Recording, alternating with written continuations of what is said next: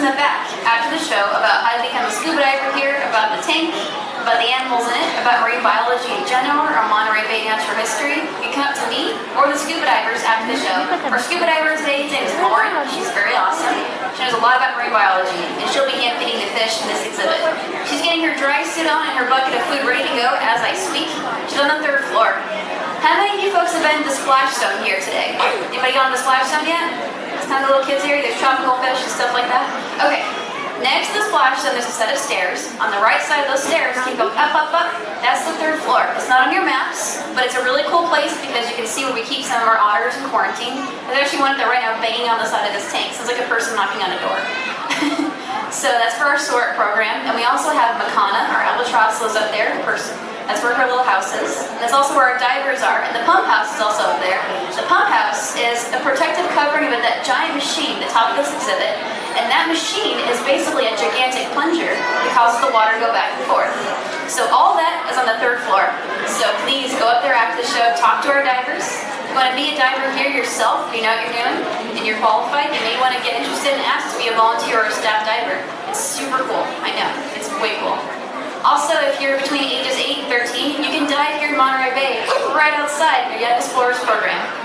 Kind of a shameless plug, but my cousin did it and she loved it. And it's really cool. You get to go in a dry suit and you're snorkeling and scubaing at the same time. It's a great time to go outside.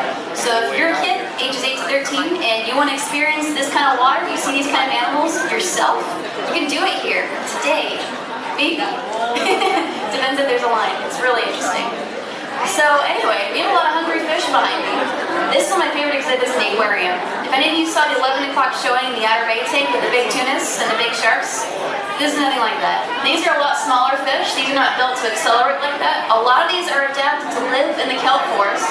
Almost like birds and small mammals live in certain levels of a tree. These animals aren't really built to accelerate that much, especially our leopard sharks. They're very sluggish.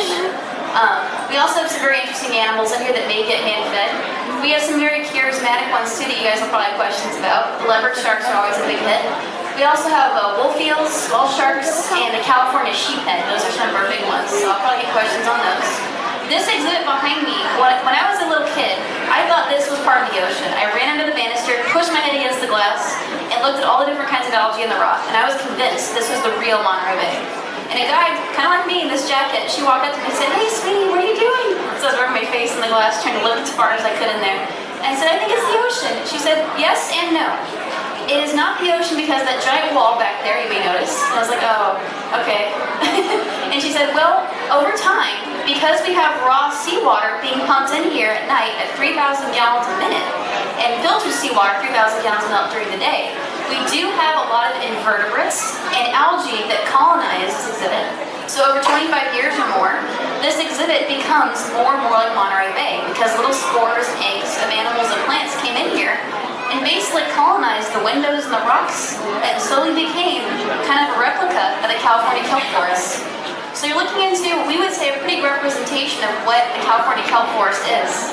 There's kelp forests all around the world, but the one here in Monterey Bay, right outside, is actually one of the most diverse and bountiful on the planet. There's more kinds of fish in this kelp forest, or more invertebrates and algae than most other kelp forests around the world. I think that's pretty awesome. So we have some really hungry fish in here. Lauren's going to feed them right when she gets her mask ready. It's going to be really, really fun. I think actually we have a whole bucket of seafood in here. We're going to tell you all about that food too. It's human-grade, restaurant quality, sustainably caught, sustainably farmed seafood. It's kind of a mouthful. The fish love it though. It's great quality. She's surrounded by a cloud of fish. They know what time it is.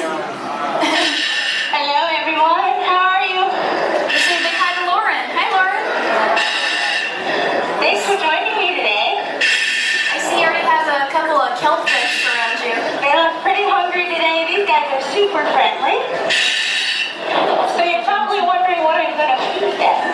Yeah, it's a lot of food, but I can't really tell what's in there right now. Let me start. So, ooh, this guy's hungry. Oop. That was mostly vitamins. So those little cubes, those are our fishy vitamins. Oh, here, buddy. And that just keeps our fish nice and healthy. In addition to the cubes, the vitamin cubes, we also have squid, pieces of clam, some pieces of fish, and some krill. That sounds like a really tasty mix. From what I've read, there's about give or take kinds of fish in here, and I'd imagine that's a huge variety of kind of dietary preferences. You guys have a pretty good variety for these guys? Yes, I totally agree. All those fishes, all the food in our bucket is restaurant quality. So if you're walking along Cannery Road, this is the same food that you'd be eating. Of course, it wouldn't be raw. And it'd be a little bit more expensive. And These guys, it's also, it's greenless, right, on our seafood watch card? Right, so all the food in the bucket is sustainable. It's all in the green section of our seafood watch card, which you've probably seen as you're making your way around the aquarium. I also carry my seafood watch card right here on my food bucket. But I carry it with me when I go to the grocery store, so I know I make the green choices. Why is it important that we care about choosing that kind of seafood? Why does it matter if we take good or bad lists?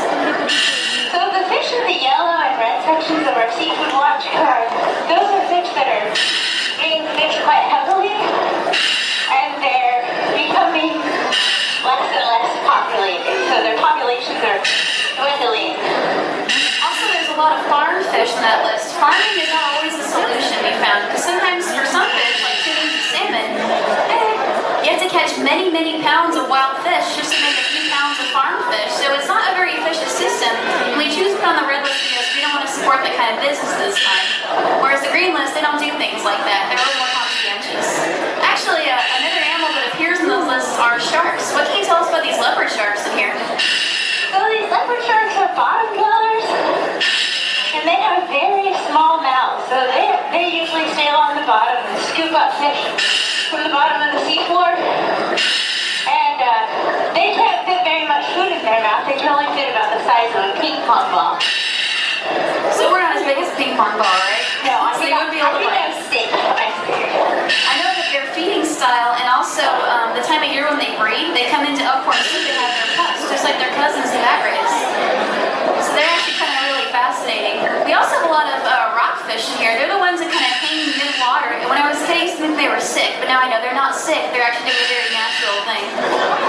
Yeah, so rockfish are one of those fish that have a swim bladder. And that's how they're able to just kind of rest in the kelp. The other interesting thing about rockfish is that some of them can live up to be 200 years old. A 200-year-old fish, that's amazing. Yeah. So I know they also appear on our seafood watch card. Some of them are mislabeled as red snapper sometimes, and we know that their populations aren't doing that great. So we usually try to stay away from those, I think. Yes, I agree. So I was wondering, if you were diving in Monterey Bay and you were in the natural kelp forest like this, I'm sure you'd see this many types of algae and invertebrates, but what about this many types of fish? Did you see this many or this big of a variety in the wild, or is this kind of exaggerated?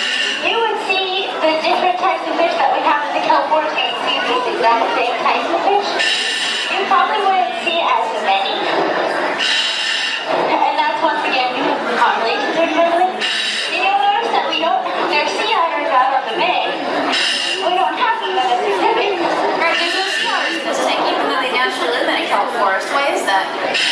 So they would kind of decimate all the fish in here. They would get really hungry. We wouldn't have much of an exhibit. It would just be another sea otter exhibit.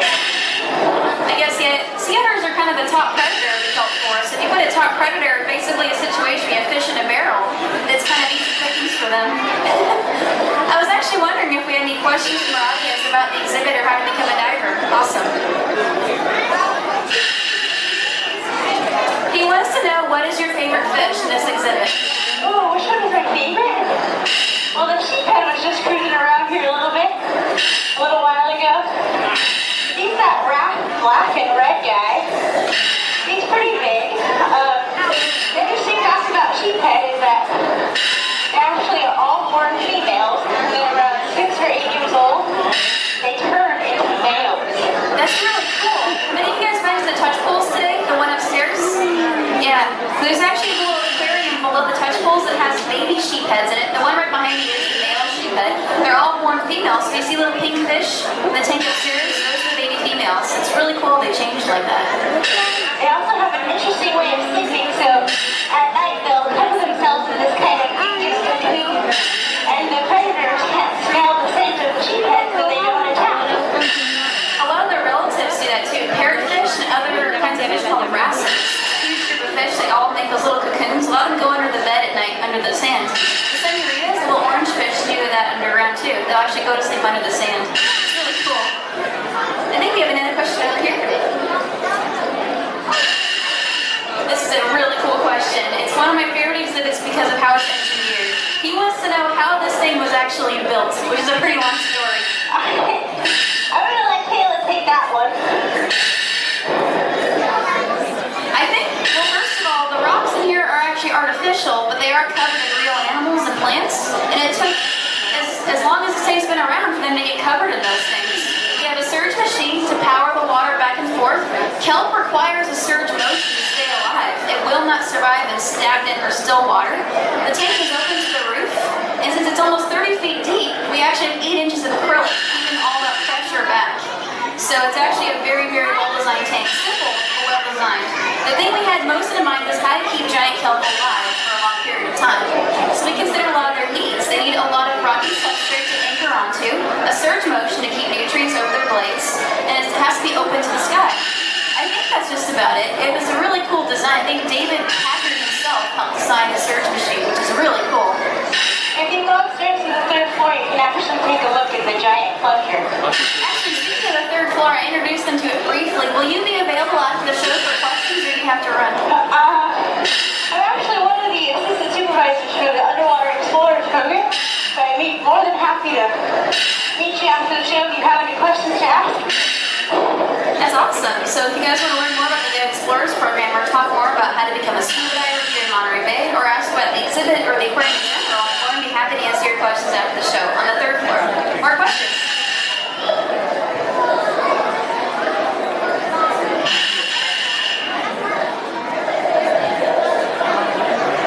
She wants kind of a little refresher on the diet of these fish. In the tank, we feed them about 5 different things in the bucket typically, right?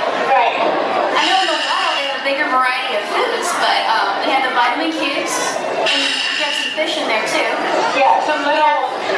I think also our sardines will also be mysis, shrimp, and krill up at the top. That's a whole different food item. That's correct. And so, I actually have a buddy, so every diver has to have a buddy. And I have a buddy upstairs, his name's James.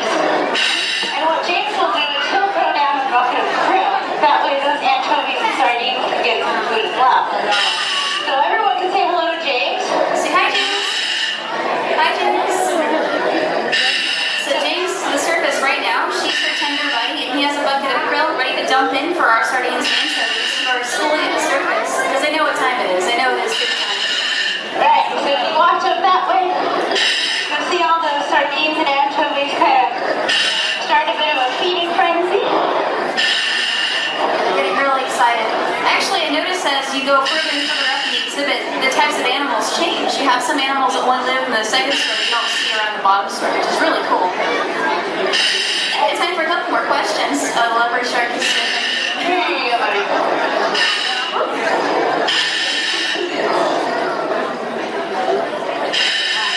He has a very interesting question. What do fish like to play with? Oh, what do fish like to play with? Good question. I think they'll sometimes like to play with us divers. So a lot of them are really curious. They'll come up to us, they'll play in our bubbles. I'm not too sure how they...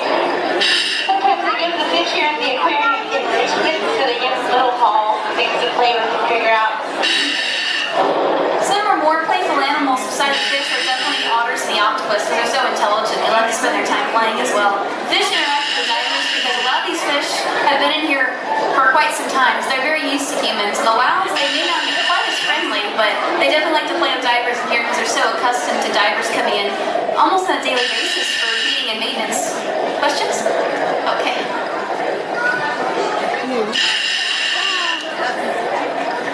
She's an excellent question. I used to wonder the same thing. How do we get the fish from the ocean safely? How do we what?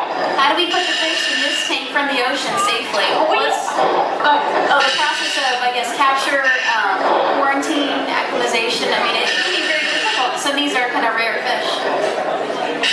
So there is a group of divers who go out to the ocean and collect, and they bring them back, and they keep them in quarantine, which is an area where they can make sure that they acclimate appropriately to the aquarium, and they slowly introduce them into the exhibits. The cool thing is, The water in this exhibit is pretty much the same as the water in the bay, so they don't really need to acclimate fish to the water because it's all the same from where they came from. This exhibit, give or take. It's a lot of fish in here, but I think the water quality is almost identical. Question? Just curious. The biggest, she wants to know what is the biggest fish, just plain and simple. Oh, the biggest fish? I don't know. It would be, I know the biggest whale. I'm not too sure the biggest fish.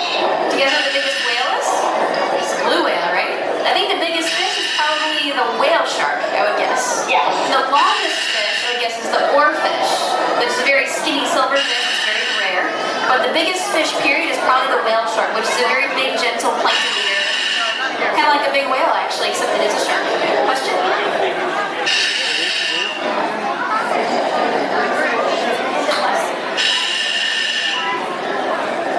He wants to know if you're having fun as a scuba diver. Always, I'm always having fun as a scuba diver. This is a great experience, a great job. Everyone should learn how to scuba dive. Do we have any licensed scuba divers out here? Yeah? You guys know how to dive? Snorkelers? It's so much fun to get involved. You learn so much more about the ocean by actually getting under there and being part of this beautiful world. I recommend all of you get more involved. It's a really, really wonderful thing to keep your whole life. It's not just a hobby. It's a lifelong thing. It's really cool. I think we have time for a couple more questions before we might be running out of food, but if you guys have any more wonderments, I'll be after the show. It's a little going. He wants to know, how do you become a certified scuba diver? What's the process? Well, I did mine through all three schools, so as I was going to university, I was getting my certifications. So you can do it through a college, you can do it through a community college, and there's also a lot of programs you can do right here in Monterey Bay that you get a certification. I recommend you snorkel and swim a lot first in the year if you plan to dive, and then get involved in a very long program, like a 6-week-long program. And they'll get you really immersed in the whole thing. You can actually get certified in just a few days, but it's more valuable as a lifelong thing to get a long program, like a 6-week program. So Kayla, I actually think I'm out of food.